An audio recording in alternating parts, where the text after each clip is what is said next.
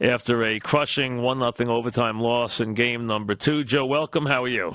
Good, Mike. Thanks. How are you? All right, Joe, there's a lot going on. Some people think the Rangers are pressing. Some people think they're panicking. Whatever, they're not scoring. So how can they generate some offense?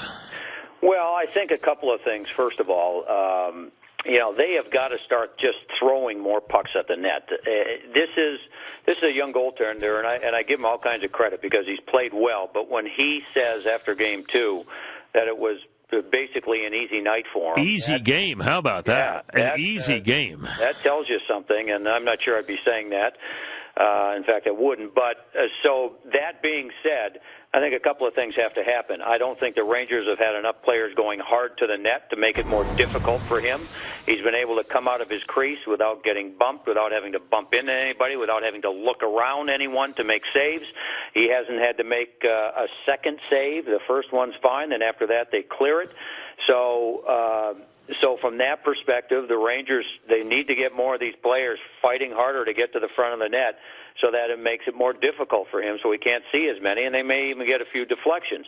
The other thing is this. Over the course of this past season, he has been prone to letting in some soft goals, some from behind the net, some from the corners, and that's why I say I think from the Ranger perspective, they've got to just get as many pucks to the net from any place on the ice as they can and get more players, going to the net. So that's certainly one. And just, again, keep shooting the puck as much as you can. And the power play has been abysmal.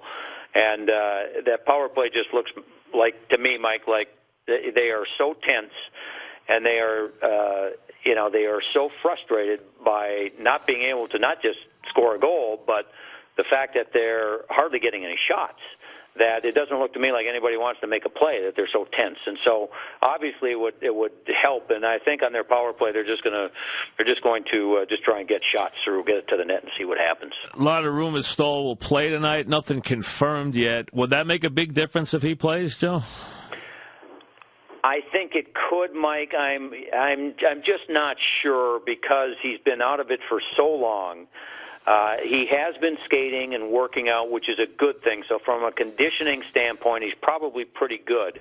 But he's been waiting for that vision to clear up in his eye, and that's the reason why he hasn't been playing. So unless he woke up yesterday or today and it was a marked improvement over what he had, then he steps in and he certainly will help. If he's anything close to what he was when he got hurt, he'll help this team tremendously, for sure, especially on the penalty kill.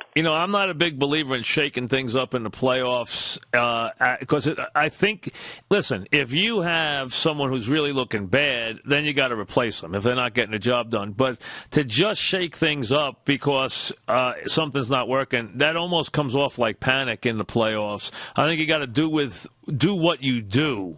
Rather than overreact in the playoffs. But sometimes you do, sit a guy and come up with someone who scores. I can remember Joe Torre taking Tino out and putting Cecil Fielder in and getting some big hits in the playoffs going back years ago. So stuff like that can work at the right time. Do you go shake things up in terms of either the lineup? Do you shake things up in terms of the lines? Do you do stuff like that, or does it come off like panic if you do that? I don't think in the Rangers' case it does come off as panic because that's the way John Tortorella coaches, and we've seen that throughout the season. He could easily change lines after the first period, or even during the first period, if he doesn't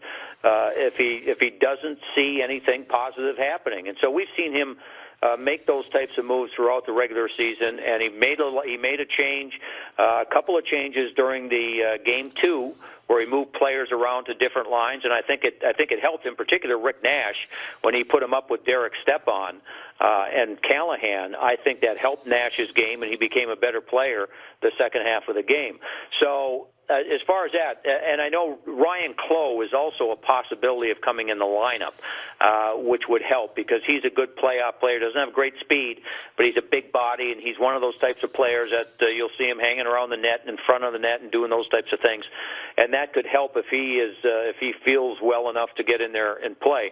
So other than that, I don't think there's any anticipation of any other moves. I know there's been talk about Chris Kreider The problem is that John Tortorella doesn't trust him yet because he's a young kid. He's still learning.